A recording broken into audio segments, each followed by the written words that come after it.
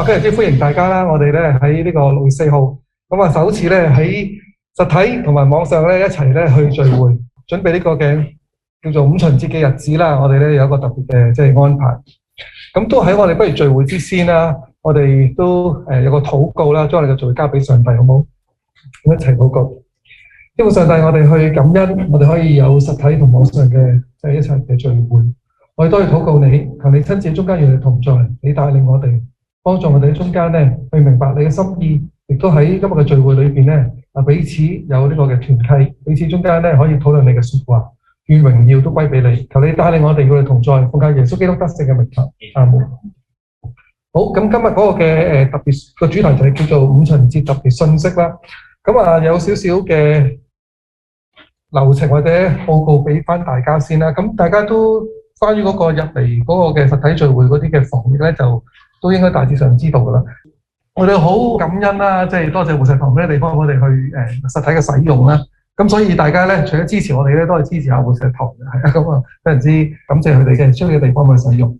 咁咧就嗰個流程啦嚇，我哋咧就會有歡迎有報告啦，跟住我哋會一齊咧去學下拼讀嗰個嘅希伯來文嚇，教大家少少嘅講希伯來文嘅內容啦，然後咧就會同大家咧分享裏面嘅信息，咁咧就會有簡介五旬節啦，五旬節裏面嘅屬靈意義啦，同埋會同大家特別睇下咧《使徒行傳》第2章裏邊嗰次嘅五旬節，跟住會分組討論，同埋咧有組長嘅彙報啦，最後咧我會俾個參考答案俾大家，咁一齊有個禱告結束咁樣嘅。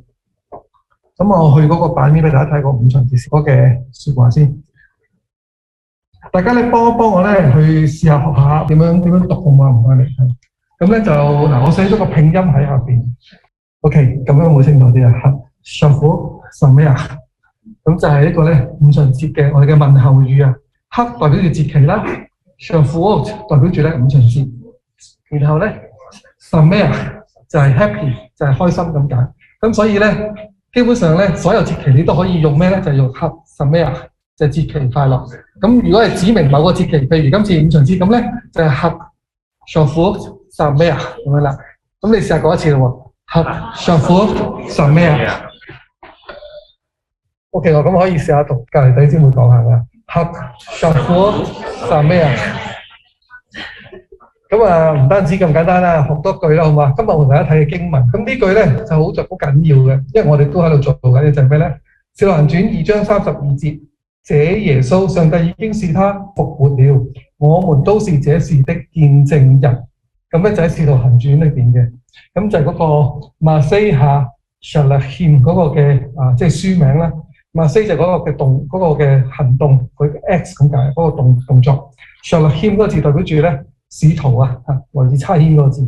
咁嗰個嘅希伯來文係點讀咧？就係下邊都有拼音咯。OK，Hu Yeshua 就係他是耶穌咯。Hu Yeshua，Hu Yeshua，Asher Hakim， 跟住 Elohim Hametim Va'anachnu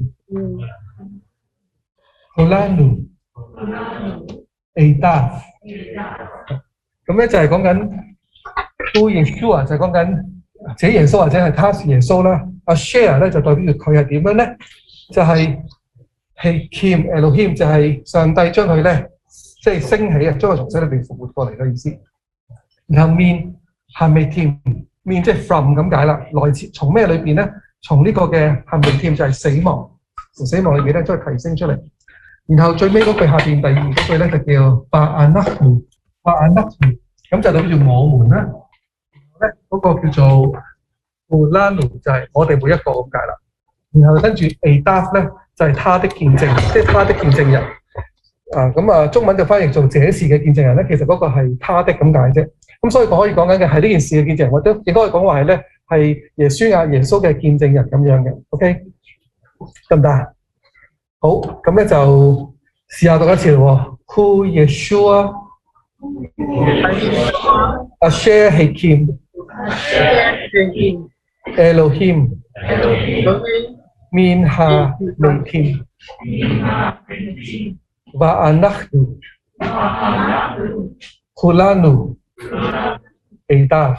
係啦，咁啊希望大家對呢個嘅經文有啲認識啦。咁如果你話我完全好陌生，我對希伯來文咁唔緊要，咁啊上我哋希伯來文網上課程就得噶啦。學完初班2、3堂都已經識拼音讀噶啦。OK， 好，咁咧就我哋今日係五旬節嘅一個嘅信息啦，所以同大家講講我哋有個嘅猶太月曆嗰個嘅呢個幅圖啊。咁呢幅圖其實我哋咧我哋整咗呢咁嘅圖節期嘅圖解咧，就擺咗上我哋嘅網站上面嘅。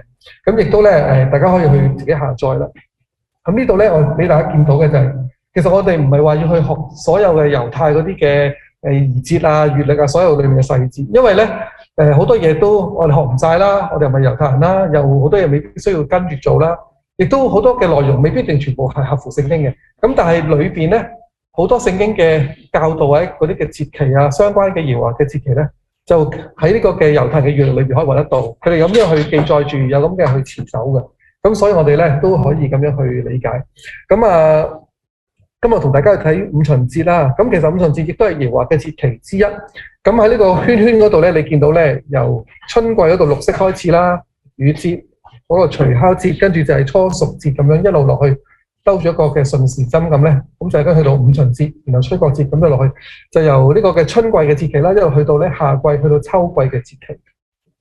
咁然後咧去到冬季就有呢個修殿節啦，跟住去到同埋呢個嘅普珥節。咁啊普珥同埋修殿節咧都唔係喺我哋摩西五經裏邊，唔喺利未記裏邊所記載嘅耶和華嘅節期。咁但係咧都擺喺度俾大家去認識咁解咯。嗱，咁而上帝佢點解要定呢啲節期咧？咁樣咁啊，我哋擺咗個 post 上網，你可以睇翻一啲詳細嘅簡介啦。但係裏邊想講嘅就係，當我哋咁樣守節嘅時候咧，其實表達緊我哋聽上帝嘅説話啦，聚埋一齊去紀念佢啦。並且喺中間我哋認同緊，我哋聽説話、聽上帝説話嘅呢班子民嘅身份我哋其中一份子。咁我哋係奉佢嘅名咁樣聚集，咁所以其實好有意思嘅。正如我哋會守聖誕節、守復活節咁樣，我哋都中間去紀念我哋主一樣。我哋中間都紀念緊上帝嘅作為。咁而呢個原文嘅節期咧，冇 at 呢個字咧，其實係講緊一個 appointment 啊，一個約會啊。講緊我哋原來係約咗上帝，或者上帝定咗個約會咧，好想我哋去見佢。即係話原本子民咧，佢哋會喺可能，如果係聖經裏邊就喺埃及，喺五經嘅裏邊喺埃及地咧，就拜緊佢其他嘅偶像啊，佢哋過緊埃及嘅時間表啦。但係上帝就帶領佢哋出咗埃及之後，離開咗嗰個嘅為奴之地咧，就俾好多誡命律例典章佢哋咧，去等佢哋去學習咧，去 shape 去模造呢班子民嘅生命。而其中一樣要模造佢哋咧，就係點樣過佢哋嘅日子，過佢哋嘅時間。咁就透過節期咧，去塑造呢班子民嘅生命啦。咁上帝約咗佢哋就去到聖殿嗰度啦，去到當時嘅會幕啦，獻祭咁樣咯。OK， 嗱咁好快簡介下呢個嘅五旬節啦。咁五旬節咧，聖經裏邊有幾個名稱俾佢嘅。咁一開始叫做收割節，喺呢個嘅出埃及記23章16節。咁你要守收割節啦。咁裏面提到呢個嘅收田間所種嘅勞碌所得嘅初熟之物咁樣。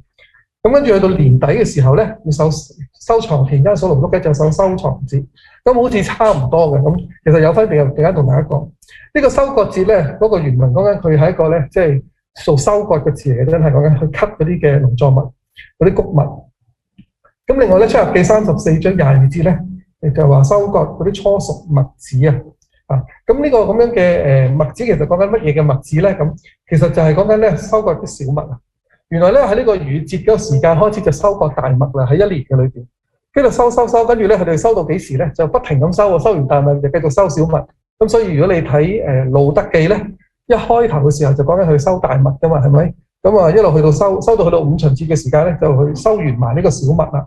咁喺中間咧就去慶祝咯，收晒所有嘅穀物。咁即係一個豐收就員工咧就可以唞一唞啦。咁呢個咧所以係一個豐收嘅日子，就講緊收呢啲嘅穀物。咁所以咧就叫收割節。咁去到年底嘅時候叫收藏節，就講緊咧大概就係呢個Sukkot，即係呢個叫咩啊？住棚節。住棚節嘅時候咧，佢哋除咗種啲穀物，仲會種咩？以色列地好多嘅生果噶嘛，係咪？除咗呢兩樣植物，大麥、小麥，仲有咩啊？有無花果，有橄欖，有石榴。係咪？仲有棗啦、葡萄啦，係咪？咁呢度另外有5樣，所以有7種嘅植物。咁嗰啲嘅植物嗰類咧，就全部就喺呢個秋冬嘅時候咧，就去收割啦。咁所以咧嗰個時候就叫收藏節。咁所以有2個大嘅節日都係豐收嘅。咁五旬節呢個名點嚟嘅咧？咁其實咧就源自於咧講緊呢個收割節所引申一個日子叫七七節啊。咁其實我哋話 Shavuot 呢個字咧，有第二叫 Shavuot 啫。其實個原文意思咧係 Shavua 嗰個字嘅眾數複數。Shavua 代表住 week， 即係星期。咁啊 Shavuot 即係代表住 weeks， 代表住咧嗰個星期嘅一個嘅複數咁解。其實代表住7個禮拜，咁就係七七節個意思，數7個禮拜。咁而後來因為去到新約嘅時候，我哋知道我哋用緊嘅即係語文就有啲嘅改變啦。咁啊希臘話嘅猶太人咧就會叫做 Pentecost 啦。咁啊源自於咧嗰個嘅希臘文。咁啊所以會有五旬節，五旬代表住50啦，就係7749加1咁解。嗱咁其實呢個咁計法咧，7749加1呢一個咧，其實就喺聖經裏面有講嘅。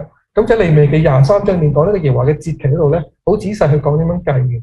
就係講緊由嗰個嘅逾節之後嗰個嘅安息日，即係次日開始計起啦。咁就去數啲禾捆咧，即係話不斷有農作物豐收嘛，咪係咁每日都摘一捆咁樣咯。咁啊摘到去咧第50日嘅時候咧，咁咧就去到上帝喺度面前咧，去感謝佢，去紀念咧佢嘅供應咁樣。所以咧其實係兩樣嘢相關嘅噃。咁所以我哋去明白到嗰個嘅上帝把呢個計算喺呢度咧。其實就等嗰啲子民咧去明白到咧，佢點樣經歷咗上帝嘅救恩，咁然後咧一路咧上帝有啲嘢要佢哋繼續做，去延續落去嘅。嗱咁開頭上帝俾你嘅吩咐咧係關乎啲農作物啊，跟住就可能獻俾耶和華嘅。咁個時間關係我就唔詳細去讀啦。咁係咪大家又唔需要去獻祭係嘛？大家今日你唔會去獻祭，咁但係我諗我哋要點樣守呢啲或者點樣紀念咧？其實點為之要獻給耶和華嘅咧？點樣收割咧？嗱咁啊〜當時嘅人就將啲農作物去感謝，咁就拎翻去即係拎翻去上帝面前，咁就多謝上帝咁樣啦。所以即係岔開啲講就，其實如果我哋教會或者要講一啲叫做咩奉獻嘅信息咧，其實應該五旬節嘅時候講，應該叫大家為要納糧嘅時候，係咪呢個豐收應該要歸俾耶和華？咁應該喺呢個時候獻俾耶和華，或者收藏節講嘅，就唔係引用馬拉基書，可能呢度仲更加貼切喎，係嘛？嗱咁。好多呢啲嘅嘢歸俾耶和華，開頭講緊啲農耕嘅，其實全部都 OK。但去到慢慢去到，譬如去到民數記，去到申命記，我見到嗰個條例越嚟越豐富啊，裏邊講嘅嘢開始有啲嘅改變啊。咁係啲乜嘢嘢咧？咁咧喺呢個嘅民數記28章嗰度提到呢個嘅七七初熟節。所以我好容易有啲混淆嘅。嗰個初熟節咧喺逾節之後嗰日次日開始嗰個計一個禾捆咧，係一個初熟日，我哋或者叫初熟節。就去到咧七七節呢個咧，有時又會叫初熟節。點解？因為嗰陣時係講緊一個大麥嘅一個初熟，個收割。去到呢個嘅即係七七節嘅時候咧，講緊嗰個小麥嘅一個嘅即係初熟。咁而去到守五旬節嘅時候，其實就係將嗰啲佢哋初熟嘅穀物，總之就全部啲初熟嘅咧，都要攞去獻俾上帝。咁咧就係作為一個咧去感謝，一個咧去紀念上帝嘅供應。咁所以呢度咧好容易我哋俾初熟節呢個名咧有機會可能混淆咗嘅中文裏邊。嗱咁呢度佢講到咧，就話要將啲初熟嘅穀物獻俾耶和華，咁就宣告有聖會，任何嘅勞動嘅工都不可以做，跟住就講一啲嘅獻祭啦，咁全部都係好感恩嘅，因為燔祭係最多嘅，即係冇咩原因獻嘅，為咗感謝而獻嘅啫。咁而後邊有啲嘅，譬如又有贖罪祭，又有平安祭啊等等，好多嘅嘢都加埋喺裏邊。但相對地主要咧，就係為一個燔祭啦而為主咁去感恩。咁然後去到申命記嘅時候咧，就更加去講咧，就將嗰啲嘅農作物啊獻祭咧，開始更加咧將個條例慢慢有啲調教，你見到。譬如或者大家幫我讀好嘛？申命記6章9到11節啦，唔該。你要計算7個7日，從你用鐮刀開始收割莊稼時說起，一共7個7日。你要向耶和華你的上帝守7七節。按照耶和華你上帝所賜你的福，獻上你手裏的甘心祭，你和你的兒女、僕婢，以及住在你城裏的利未人，在你中間寄居的孤兒寡婦，都要在那裏。耶和華你上帝選擇作為他名居所的地方，在耶和華你上帝面前歡樂。你要記得你在埃及作過奴僕，也要謹守遵行這些律例。好，大家見唔見到有啲嘢改變咗啊？要歡樂喎，之前冇乜講喎，之前就係好似淨係要去獻祭要俾嘅啫，係咪？咁其實都好開心嘅，因為一個收割豐收嘅日子咧，你諗下，等於你屋企嗰包米就係你嘅主要嘅糧食嘅話咧，咁我哋收割呢啲穀物就係嗰啲主要嘅糧食嚟嘅，就係佢全年咁樣靠呢個大麥小麥嘅豐收咧，就係好豐富嘅嘢食。咁所以呢個係一個好重要嘅豐收嘅日子嚟嘅。咁呢啲我哋見到嘅其實有啲嘢唔同咗嘅係咩咧？其實喺呢個五旬節咁嘅慶祝豐收嘅時候，其實咧佢哋唔單止數算緊上帝嘅供應啊，咁亦都喺中間咧係佢哋特別提到你要獻祭啦，去親近上帝啦咁。其實好似呢個變成咗上帝嘅豐收一樣啊！原本呢班子民唔係去親近佢，唔係去敬拜佢嘅，係敬拜喺埃及地裏邊嘅可能法老咁樣啊，為佢打工服侍。慢慢咧，上帝要去 shape 佢哋咧，佢哋開始咧就要去為到上帝原本去紀念守節啦，同埋去拎俾上帝啦咁樣，好似就將上帝俾佢供應咧，去到拎去上帝面前咁。但其實好多啲條例都要入到迦南地先至可以即係遵行到噶嘛，去種植係咪？但係去到呢度咧，我哋見到嘅係上帝即係要我哋咁樣去記得要去獻祭去到佢面前。其實就上帝喺度收緊佢哋，收緊呢班嘅子民，係佢哋成為上帝嘅收割一樣啊！咁啊，上帝嘅豐收嚟嘅其實，咁所以係上帝喺度中間咧，可以話係 shape 咁樣建立緊佢嗰班嘅子民嗰班嘅國度。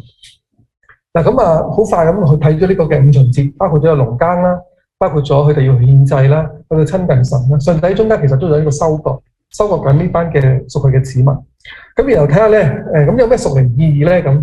咁其實咧，猶太嘅傳統裏邊咧，就將呢個嘅五旬節咧，去睇為咩嘢咧？佢會睇為咧，就係上帝喺呢個西奈山裏邊咧，去頒布誡命律例典章，我哋叫做妥拉啦，Torah 咁。咁啊，其實呢個咁嘅傳統裏邊咧，咁啊，原來根據呢本Encyclopedia 呢個嘅百科全書啊，佢就話咧，呢個傳統原來追溯翻咧，去到呢個嘅3世紀，其實應該就係主後2、3世紀左右嘅。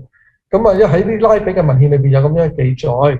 咁不過其實咧，喺兩約中間嘅文獻都有提過下嘅，譬如喺希連書啦，咁即係佢講喺拉比文獻冇啫，但係其實喺希連書係即係主前150年左右啦。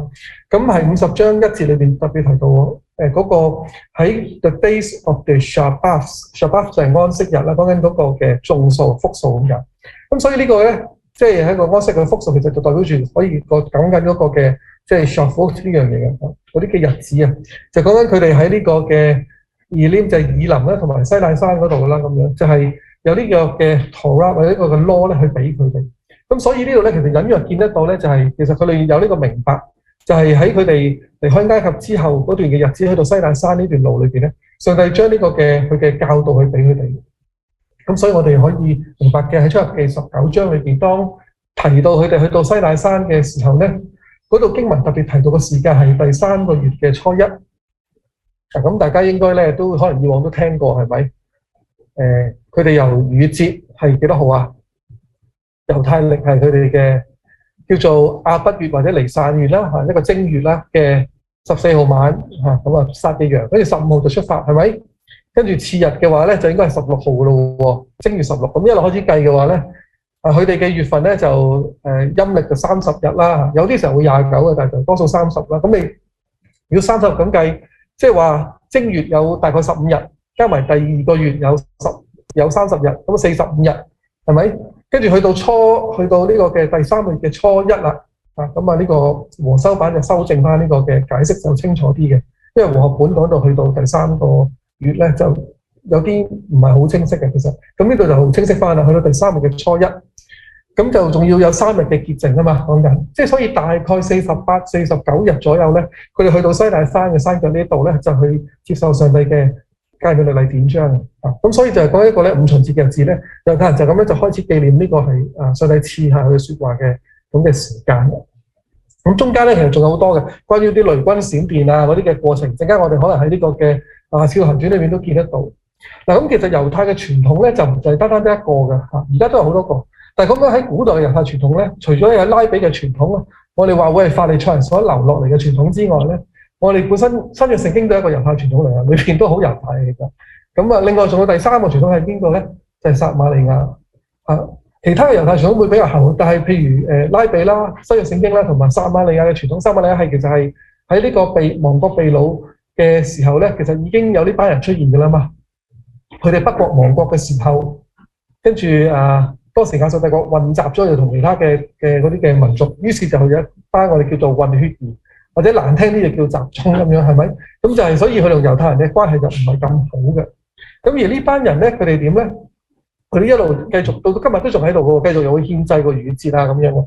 咁啊，佢哋呢幅相就係佢哋嗰個就係佢哋五旬節嘅時候咧，係佢哋去讀妥拉嘅時間啦嚇。咁呢個咧，原來喺佢哋嘅明白裏面會點咧？咁就係佢哋咧，原來去數呢7個嘅星期咧，佢哋其實係會有呢個嘅每個星期代表住有啲嘅意思喺度嘅。咁譬如佢哋話第一個禮拜做咩？第一個禮拜我哋過紅海嘅時間有埋經文相關嘅喎。跟住第二個禮拜咧去到馬拉啦，啱啱我哋呢個嘅妥拉與先知書選段咧，正就讀緊呢個出埃及記咧，啱啱就讀完晒呢一紮經文，咁就講緊佢哋去到馬拉就有啲苦水唔飲得，咁啊上帝俾一個嘅學習佢哋啦，唔好埋怨啦，係咪？去到以林啦，就上帝中間好多嘅供應啊，有70棵棕樹，有12個水泉，咁非常之豐足嘅水源。另外跟住就去到有嗎哪嘅吩咐啦。考下大家，嗎哪嘅吩咐關於啲咩嘅？其實基本上開口都中嘅。而家實體唔同啲，實體可以互問互答啊嘛。以前網上對住個 mon 咧問係冇人答嘅，好難嘅係咪？而家實體好啲嘅。嗎哪關於咩嘅教導？上帝嘅供應啦，非常之好。呢個供應係點嚟㗎？即係匿埋眼坐低度就有㗎，定係點㗎？每日都要點㗎？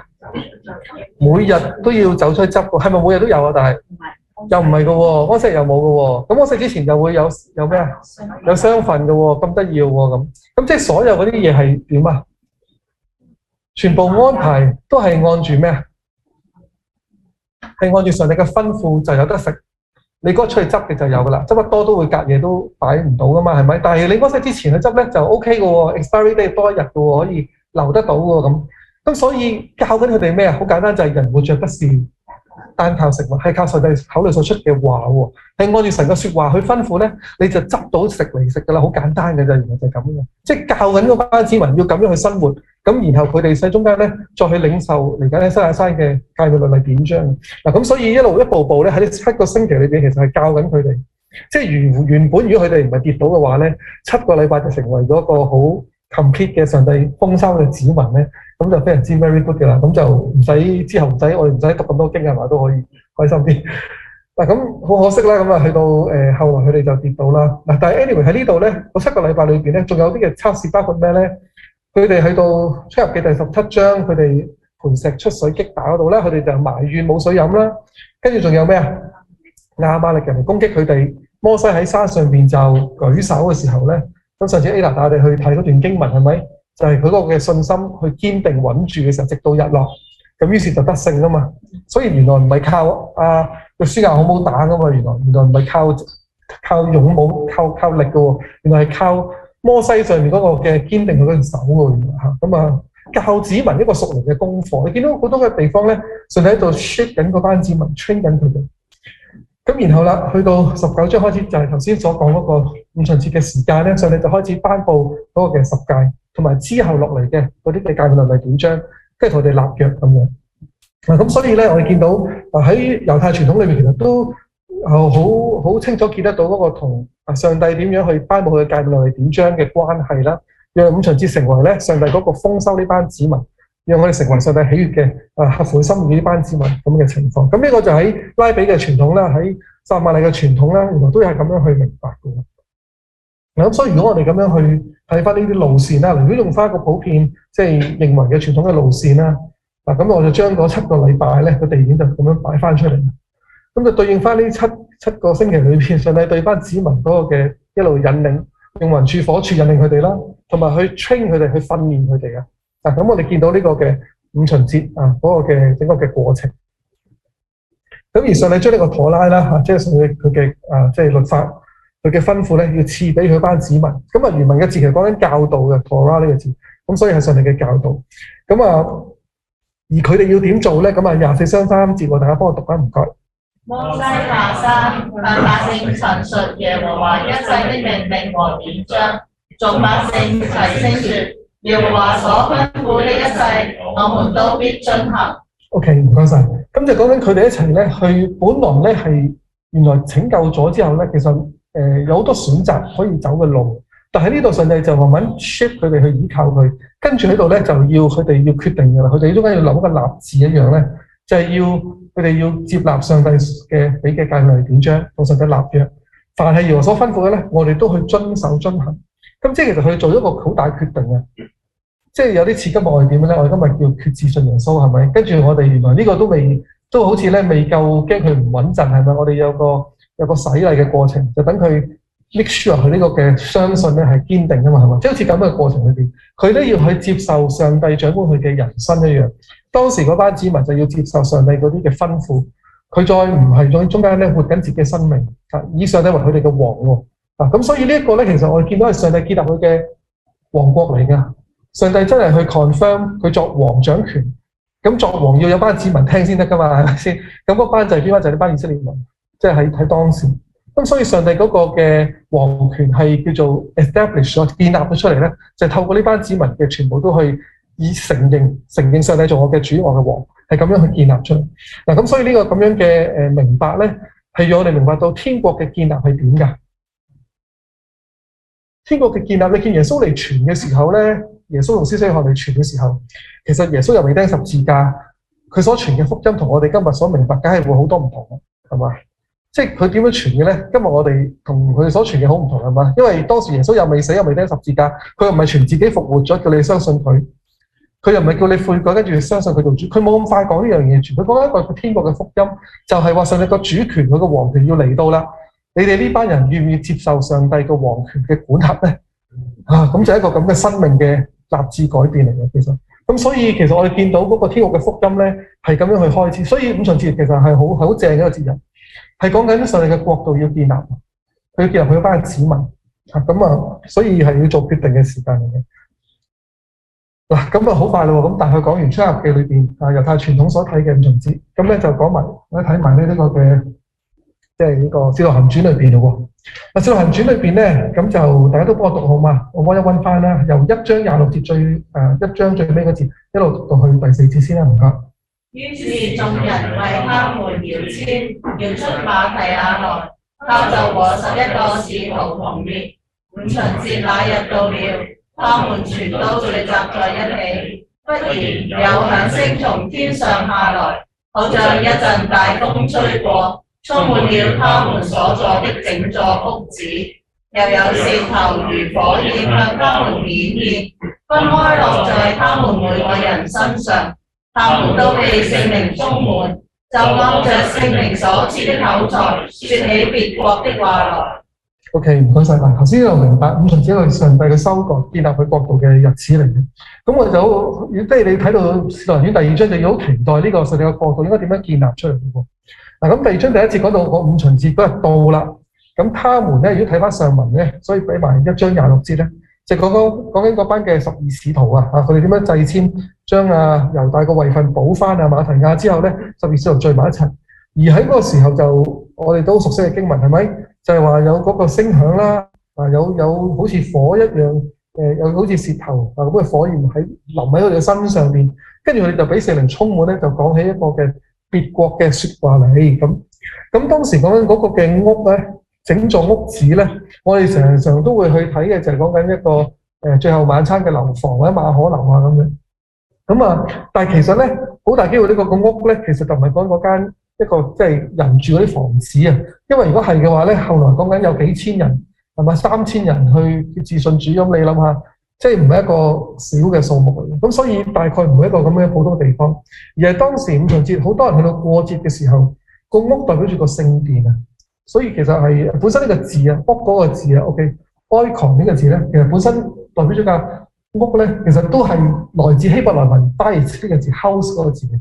咁就好多時候上帝講緊佢個，譬如即係大衛家啊，或者係用到呢個神嘅家，其實個家個字咧，我代表住神嘅殿嘅，OK 嘛？咁所以譬如詩篇23篇講話，大衛嘅詩篇話我要住在耶和華嘅殿中，直到永遠嗰個咧。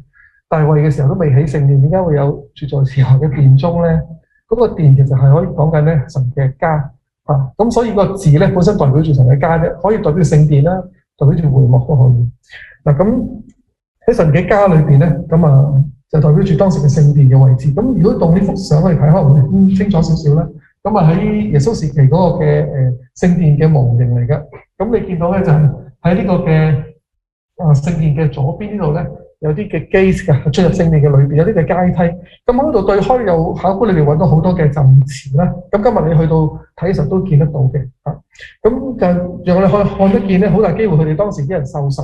咁可以做嘅地方咧，正正就係呢啲浸池裏邊，就佢哋攞嚟做潔淨禮儀咧，進入聖殿嘅嗰個嘅即係地方嚟嘅。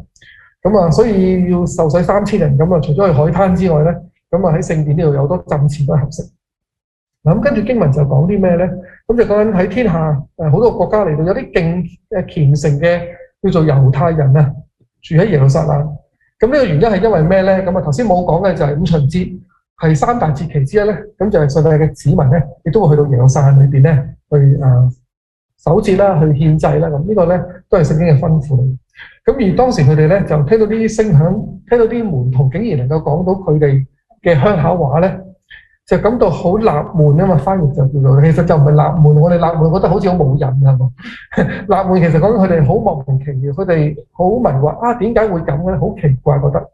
於是佢哋就諗緊呢班唔係加利利人嘅，點解識佢哋個鄉談嘅咧？咁所以其實呢個整個《使徒行傳》第2章咧，主要就講緊聖靈嘅降臨，跟住就講緊有一班門徒俾聖靈充滿佢哋嘅時候，講到呢班嘅鄉下話，佢哋嗰啲鄉下話嘅時候，跟住呢班由遠方嚟嘅猶太人，啱啱喺五旬節守節嘅時候咧，就係來自第9節開始嗰度，去到第11節一紮嘅地方啦。咁包括咗啲咩咧？咁其實就東南西北。OK， 喺北邊嘅去到呢個土耳其嘅地方啦，東邊嘅講緊係譬如阿拉伯啦、馬代嗰邊啦，咁跟住喺西邊嘅講緊有羅馬啦，係咪？南邊嘅有埃及啦，有呢個嘅叫咩？仲有古利奈啦等等，等等，咁即係其實有好多唔同嘅地方裏邊嘅人咧，都一齊聚埋去到過節，都係一班猶太人，但係佢哋可能因為喺呢個嘅王國被擄時候已經流散咗㗎啦。所以佢哋已經學咗第啲有鄉音喺第啲地方散居，但係佢哋都會過節翻耶路撒冷。咁喺呢個時候嚟到嘅時候，佢哋呢班咁敬虔嘅猶太人咧，就喺中間去守節，咁就去經歷到呢件咁嘅事情啦。咁而當時班門徒咧，佢哋所講嘅我哋話叫方言咧，其實翻譯特登改翻做鄉談，其實係啲鄉下話或者叫做佢哋當地嘅語言。咁所以呢個裏面嘅內容其實關乎緊一啲咧。唔係一啲聽唔明嘅語言嚟嘅，但係當時人聽得明啦。第一，第二就係上帝嘅作為，佢講緊嗰啲係啲上帝嘅教導或者屬靈嘅信仰嘅教導嚟嘅，同埋當時喺個處境裏面一次性咁樣出現喎。咁所以係有呢個情況嘅留意。咁而當時彼得同11個使徒咧一齊，其實係好奇妙地咧，11個使徒12個一齊咁樣企起身。即係究竟係點嘅咧？即係一齊喺中間。其實係點解會咁做咧？正正因為係要對住一大班人講嘢咧，佢哋呢個傳統就好似喺會堂嘅傳統一樣，教導嗰個就會企出嚟啦。即係中間咧會企。跟住咧可能讀經啊咁樣啦，跟住就會坐低咁樣，咁就再做教導咁。咁所以當時嗰個嘅彼得同使徒咧，佢哋會企出嚟，就比較讓其他人都聽到啦。就係要講佢哋咧，要去解釋翻呢個係一件咩嘅情況。咁就當時嘅人好奇怪，唔知點解嘅時候咧，咁佢哋就去引用咗一段經文嘅，我請大家幫我讀好嘛？2章嘅16節去到21節啦，唔該。這正是藉着先知約珥所說的。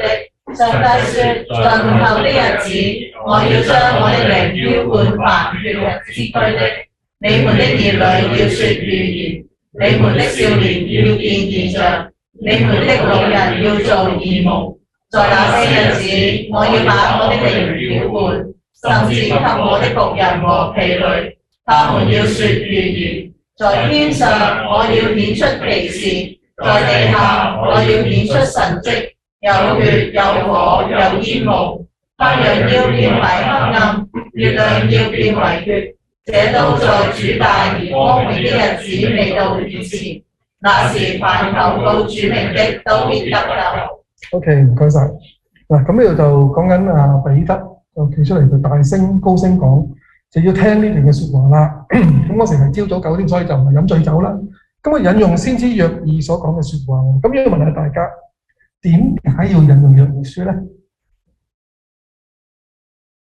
大家有冇會問呢個問題㗎？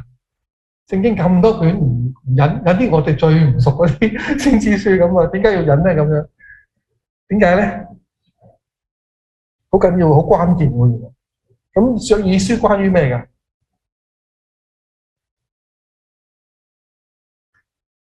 哇！大家應該有上過希伯來聖經中覽係嘛？點都會有啲渣拿嘅，應該係嘛？點都有啲記得嘅應該。其實阿彼得都引用咗㗎啦，係嘛？起碼我哋記得嘅，從呢度都見到嘅係同聖靈嗰個澆灌或者降臨係好清楚見得到啦，係咪？咁所以就正正對應緊當時發生嘅事。咁呢個係起碼我哋一定要睇得到啦。如果連彼得引用嗰段講緊聖靈嘅澆灌同解釋緊佢當時聖靈降臨，我哋 relate 唔到，咁啊弊啦。OK， 咁啊要打屁股啦，翻去要去再去好好讀下經係咪？咁咧起碼我見到呢個咁樣嘅關聯。但係唔單止咁嘅，約珥書咧，如果你記得開頭第一章係好慘嘅裏邊，講咩咧？講到好災難，咁所以咧佢話那時凡求告主名咧，就都必得救啊嘛。點解要去求拯救嘅？喺乜嘢裏邊拯救出嚟㗎？咁你見到原來約珥書嘅背景係點？我需要去記翻。原來一開始講咩啊？講緊蝗災啊嘛，記唔記得啊？剪蟲食剩嘅蝗蟲嚟，蝗蟲食剩籃子嚟食剩之後咧就揸埋嚟食，即係話揸都冇，血本無歸係嘛？可能即係好似我哋嗰啲而家有啲買咗股票啊，買咗炒孖展咁就死得啦，即係個股市冧得咁緊要嗰啲，講緊咁嘅情況啊，講一個咧係大災難嘅裏邊。咁但係呢一個亦都可以係一個比喻嚟嘅，唔單止講緊農作物嘅失收，你都諗下喎，喺五旬節嘅日子豐收嘅時候，你講啲蝗災喎，其實係好隱意嘅，夾唔埋嘅咁嘅信息嚟。但係啱啱正正就係咁樣講，點解要咁講咧？因為呢個係一個災難，彼得要話俾你聽，你哋而家喺一個好大嘅嚴重嘅危機嘅裏邊啊，一個嘅好似蝗災嘅危機裏邊，喺五旬節係一個蝗災嘅危機喎，即係咩意思啊？因為喺約珥書裏邊亦都提到嘅係嗰啲嘅祭司係要去哀哭，佢哋要喺中間哭號，佢哋要披麻蒙灰一樣咧，要謙卑自己認罪悔改。因為當時點解會有呢啲咁樣嘅剪蟲啊、蝗蟲啊等等咧？其實係一個上帝嘅審判要臨到去。當時即係猶大。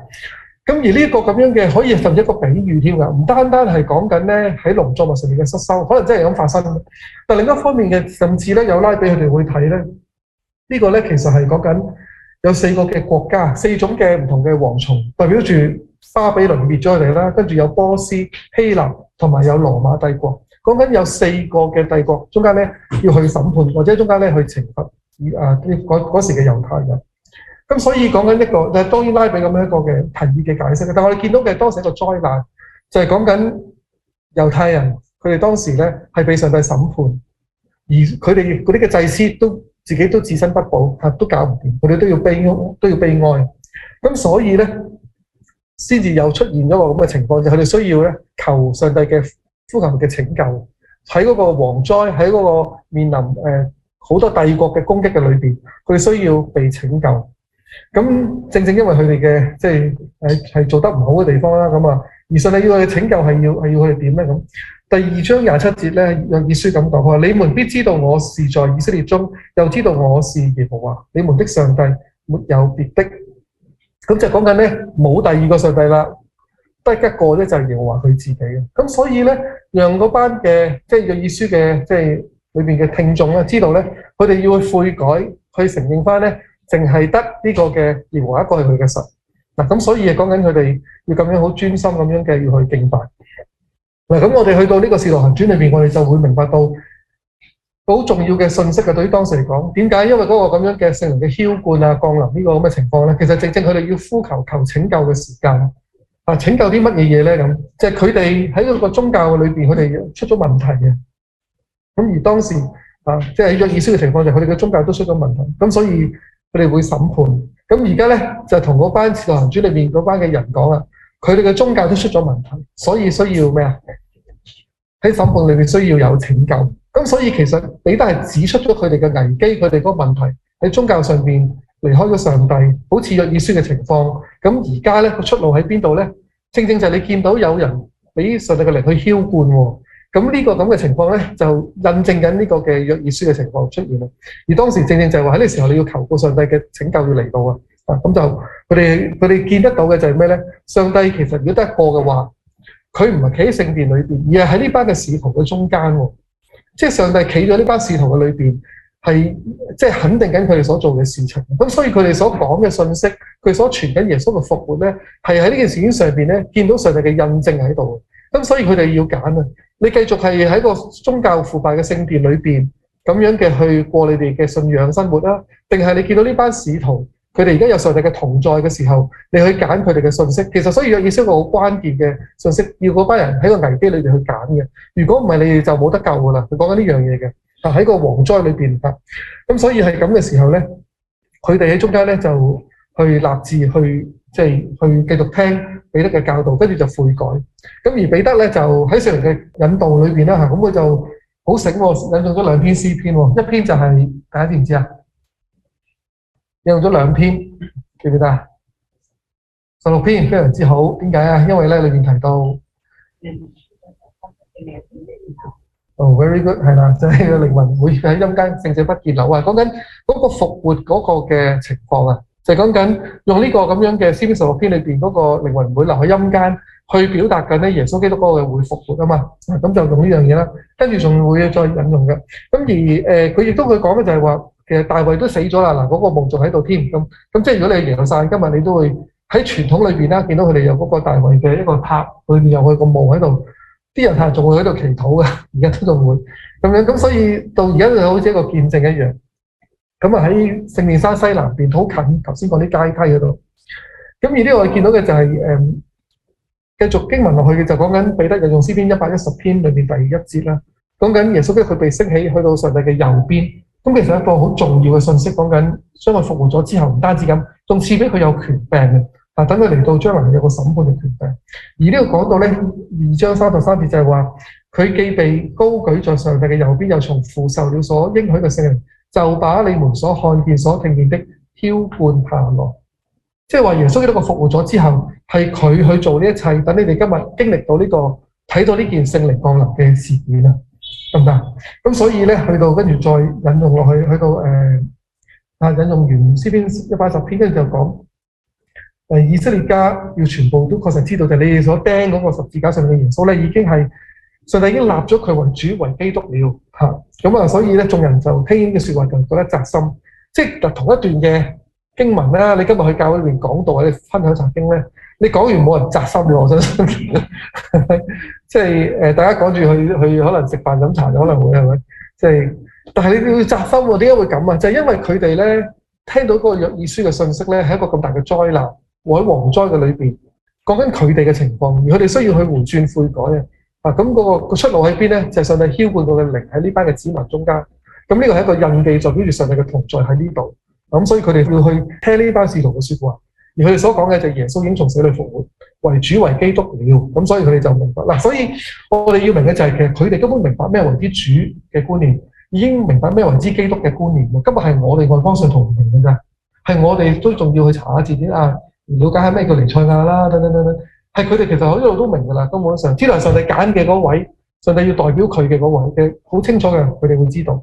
咁所以佢哋明白到，原來佢哋之前行錯咗路，殺咗主耶穌嗱。咁所以喺呢度咧，既然上帝嘅神蹟咧，其實喺當時係咁清楚嘅，就係等我哋見得到上帝喺邊個，企喺邊個人嘅身上邊，喺佢哋嘅同在中間。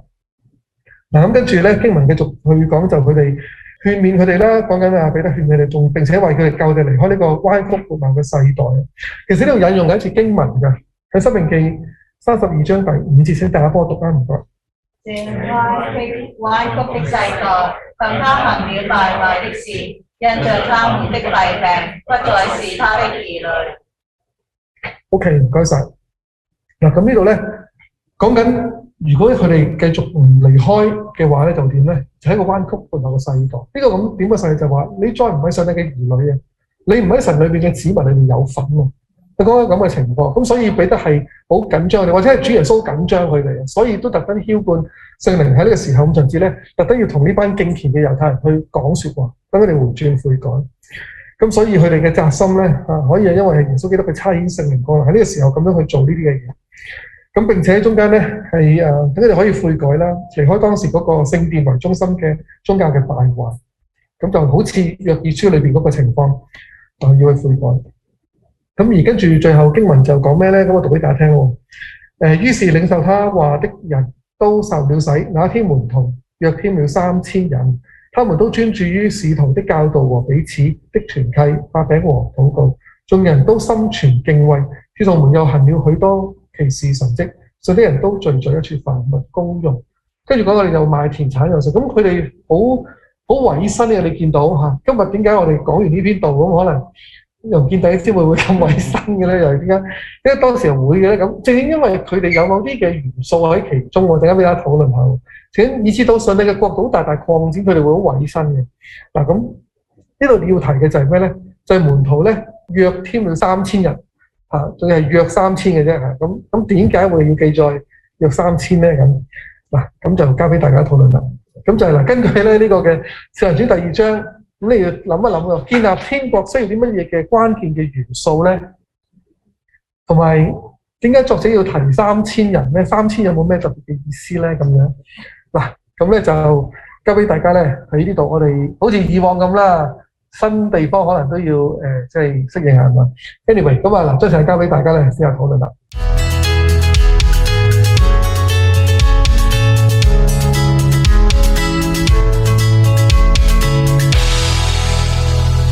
咁歡迎晒咧網上邊嘅弟兄姊妹啊，新朋友。咁大家都分享得好好，咁都講咗好多好重要嘅元素啦，咁樣。咁我同大家嘅分享嘅答案咧，其實唔係爭好遠嘅。不過咧，我就有一個系統啲，可能我哋嘅講法同大家咁樣俾大家參考下啦。我就嘗試咧用3個圓圈咁樣去元素啊嘛，講起 OK， 咁就用3個圓圈咁樣咧去試下咁樣講，關於咧建立天國。咁有個 setting 底下嘅，講緊喺《使徒行傳》第2章裏邊咧，嗰個時間咧係喺五旬節，地點喺耶路撒冷，特別仲要喺個聖殿嗰度添。而個背景咧就講耶穌基督佢已經死裏復活，為主為基督。呢個咧就係當時使徒同使徒彼得去引用咧即係經文舊約聖經或者希伯來聖經咧去講解出嚟嗰個嘅情況，亦都係主要嗰個嘅信息嚟嘅。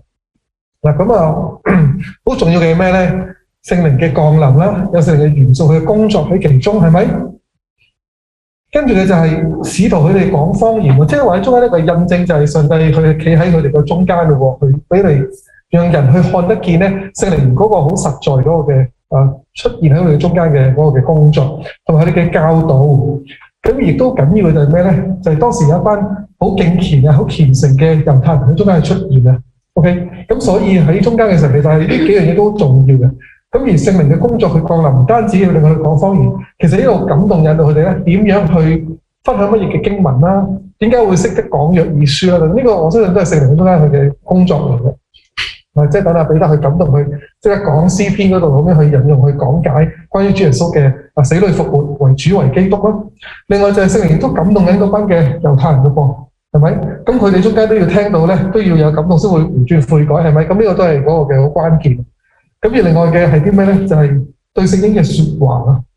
你諗下，就係嗰班嘅使徒特別俾佢講約珥書、講詩篇16篇、講詩篇110篇，佢講嘅時候，如果當時嗰啲嘅猶太人根本咩嚟嘅咧，我都未睇過喎咁你完全冇感覺冇感動嘅，咁即係話其實對上帝説話咧，係一個嗰個熟悉咧，其實係一個好似載體咁咧。然後你俾聖靈喺中間工作嘅，咁所以原來你對上帝嘅説話嘅熟悉咧，可以更大嘅俾上帝去感動你、使用你。咁呢個係好重要。聖經裏面有啲例子，我用多2點清晰啲去講，就係而使徒佢哋係好熟悉聖經啦，好敏鋭緊聖靈嘅帶領啊，以至可以好合適咁引用。嗰個嘅約珥書咧，咁樣喺嗰個情況去解釋當下嗰個聖靈澆灌落嚟嗰個嘅境況。咁呢個係好適切地喺當時嗰下咁樣做嘅。喺第二個情況，你喺歷史裏邊可能你揾唔到再一段咁樣成就喺應驗約珥書嗰個嘅聖靈澆灌嘅情況，可以咁樣再去咁樣去解經。咁所以好難去再講邊度係咁樣咧，就跟住有幾千人信主咁係咁啱嗰個時候係咁樣嘅情況底下出現嘅。咁所以聖靈嘅引導工作好緊要啦。咁而嗰個嘅嗰班嘅聽眾咧，我哋知道信心係從聽道而嚟，係咪？所以頭先所講嘅就係對聖經嗰個嘅熟悉好關鍵，渴慕上帝嘅同在都關鍵嘅。如果佢根本唔 care 佢個信仰，佢唔緊張嘅話咧，就算聖靈興奮喺嗰班人度講咗一啲咩嘅説話都，可能你都唔會在乎啦，係咪？咁所以佢哋好着緊上帝嘅同在，佢特登喺中間咧係好順服上帝嘅説話，亦都願意謙卑悔改。嗱，我再仔細啲特別去睇嘅係咩咧？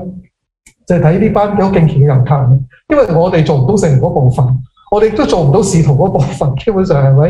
佢哋中間係好特特嘅處境裏面，但係我哋可以去特別去學習嘅咩咧？就係嗰班敬虔嘅猶太人，佢哋當時嘅嗰班嘅聽眾點樣係俾上帝去改變，以致佢哋咧成為上帝國度裏邊嘅一份子咯。嗱，咁嗰個嘅上帝嘅國度咁樣去開展，好似棵植物咁一路越嚟越大咧。我見到就係佢哋好願意付代價親近神嘅。你諗下，佢哋千里迢迢又好遠，今日我哋有疫情，所以可能要搭飛機去外國咧就難咗好多，或者麻煩咗好多，係咪？但係就算冇嘅時候，我哋其實都要付一個代價、時間、金錢去到一個地方，係咪？而當時嘅人其實佢哋都要㗎，並且喺古代裏邊 travel 咧好多嘅驚險嘅，有盜賊係咪？又會遇風浪咧，會沉船，好多嘢係冇今日咁平安或者咁順嘅。但係當時嘅人亦都喺千里迢迢好多唔同嘅地方咧，東南西北去到耶路撒冷裏面去親近神。本身佢哋願意付代價喺上帝嘅裏邊有份，同上帝親近獻祭，所以喺中間可以咁大經歷到上帝。咁呢個係其中一個好關鍵，佢哋嗰個敬虔嘅生命啊。咁然後嘅就係佢哋渴慕上帝個國度裏面有份，就係佢見到嗰啲聖靈降臨喺使徒身上嘅時候，佢哋自己都好希望能夠經歷聖靈。佢哋自己中間咧都好想見到咧，就係咦上帝個工作喺佢哋嘅中間喎。咁佢哋自己都想喺中間係有份，佢哋都好想同佢一齊。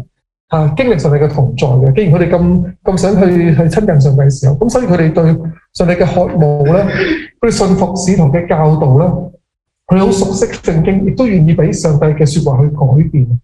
咁即係呢個我諗係一個好關鍵嘅就係，我哋對聖經係唔熟悉嘅時候，然後我哋又願意被佢嘅聖經嘅説話提醒我哋去聽。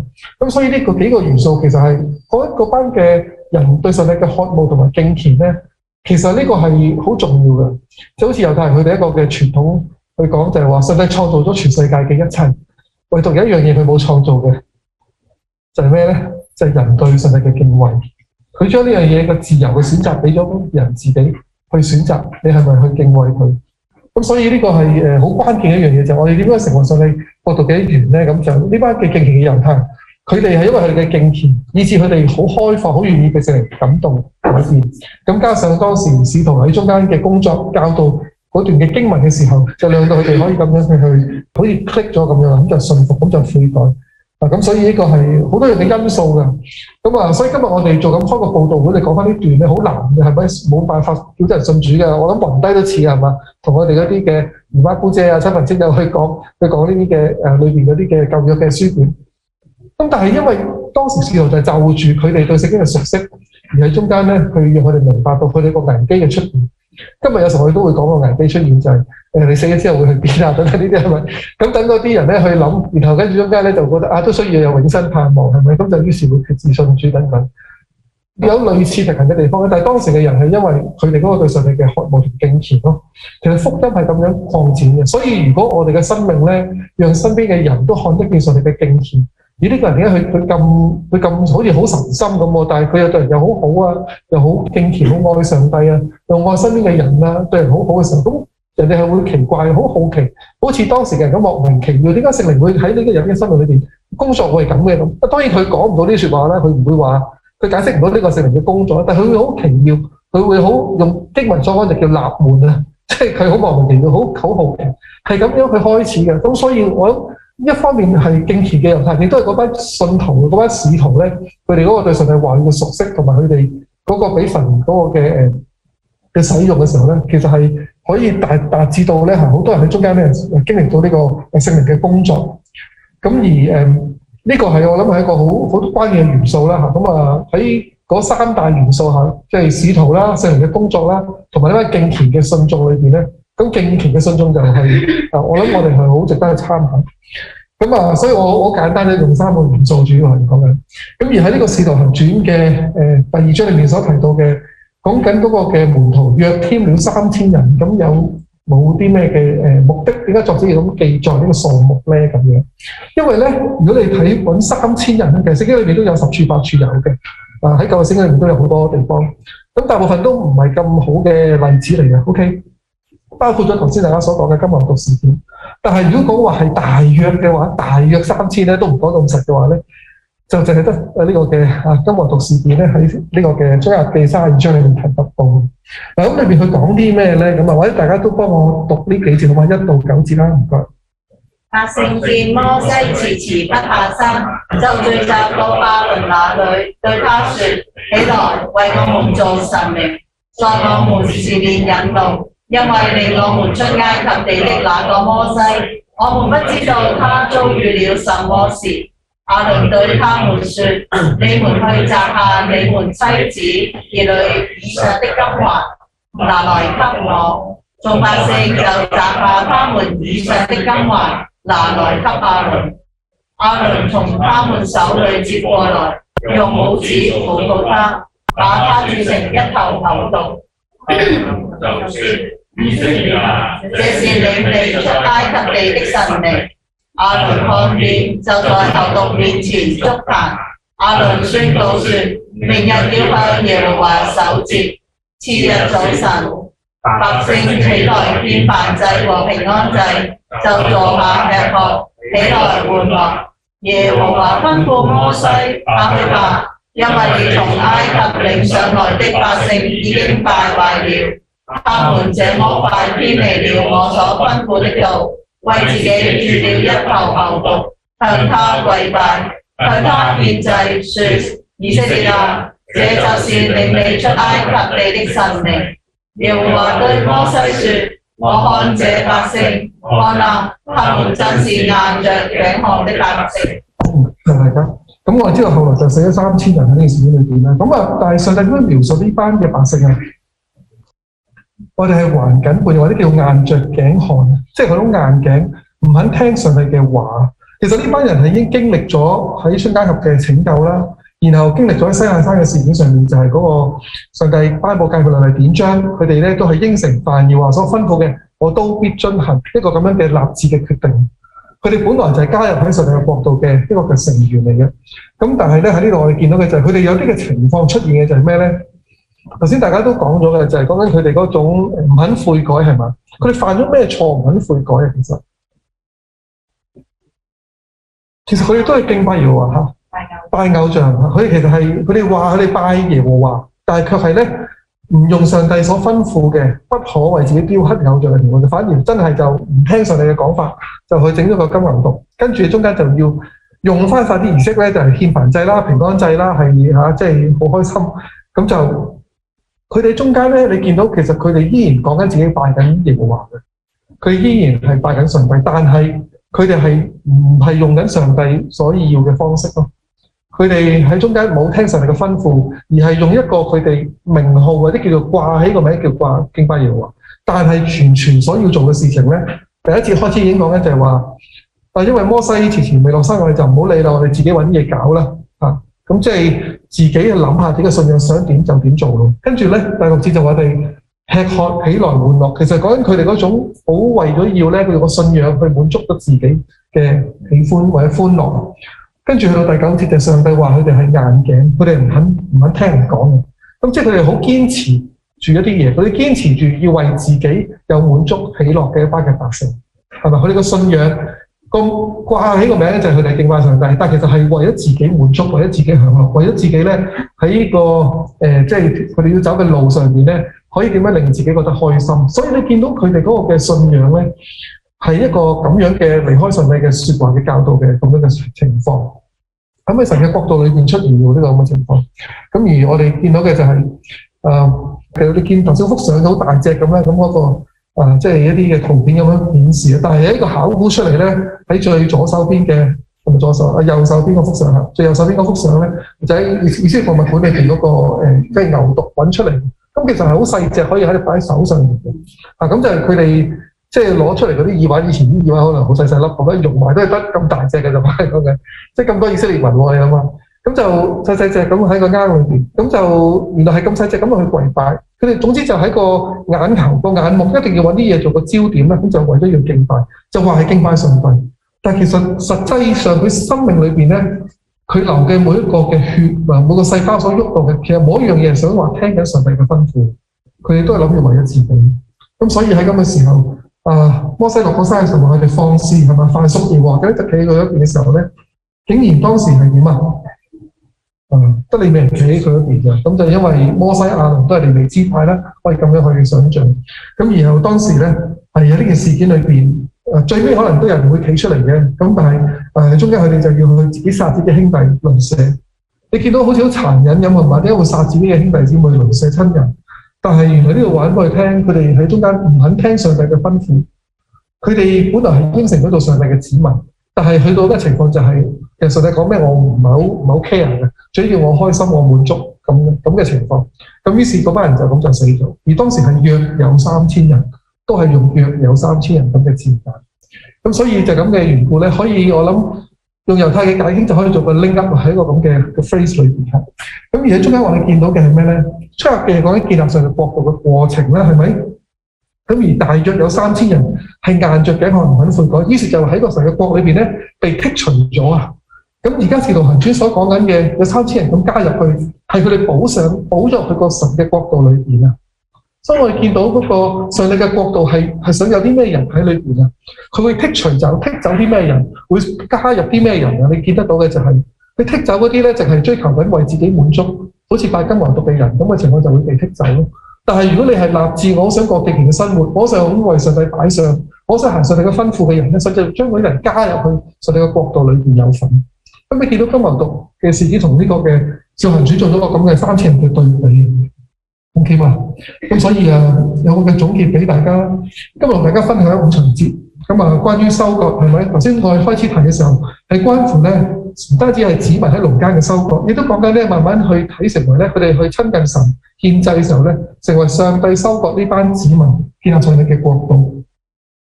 咁亦都見到嘅就係從出入記可以見到嘅屬靈意義，就係喺個子民得救之後咧，佢願意立志以耶和華為佢嘅上帝，為佢嘅王嘅時候咧，佢哋就成為上帝國度嘅一份子。我哋明白呢個上帝國度嘅重要性啦，喺五旬節嘅裏邊。咁亦都因為佢當時小行傳第2章啦，小行傳第2章嗰啲嘅信眾咧，佢哋信徒咧，佢哋去傳講嗰個嘅聖經嘅時候咧，嗰班人佢哋渴慕上帝嘅同在，佢哋都好想咧，好似班使徒咁經歷到上帝喺度。因為呢個係個出路嚟嘅。佢哋如果喺嗰個宗教嘅危機裏邊，佢哋唔悔改嘅話咧，其實佢哋就個信仰就會冇噶啦，就會經歷審判，好似約珥書裏邊所講嘅審判一樣。咁所以佢哋喺中間就聽呢班嘅使徒嘅説話，佢哋悔改，咁佢就喺中間咁成為神嘅國度一份子。咁所以我哋跟住頭先同大家睇啦，出入記嗰大約3000人啦係拜金牛犢唔肯悔改咁嘅死亡。咁而上帝個國度建立咧，就啱啱對住使徒行傳呢度咧，有3000人咁樣咧去補上呢啲咧願意聽上帝説話嘅人嘅，即係佢哋啲人咧填補翻嗰個空缺。咁所以佢應用喺邊度？對我哋嚟講，我哋想願意自己成為邊一批人咧？我哋係喺上帝嘅裏面嘅國度裏邊被剔出嚟嗰3000人，我哋繼續做個基督徒，掛下名做基督徒，掛下名係信奉上帝、信主耶穌，但係我哋嘅生命追求緊自己嘅。咁其實我哋慢慢可能會被剔咗出嚟，我哋嘢都唔知啊。但係我哋願意信服上帝，我哋願意咧為上帝去付代價去擺上嘅時候，成為上帝嘅國度裏邊一份子，就好似上主裏嗰3000人咁。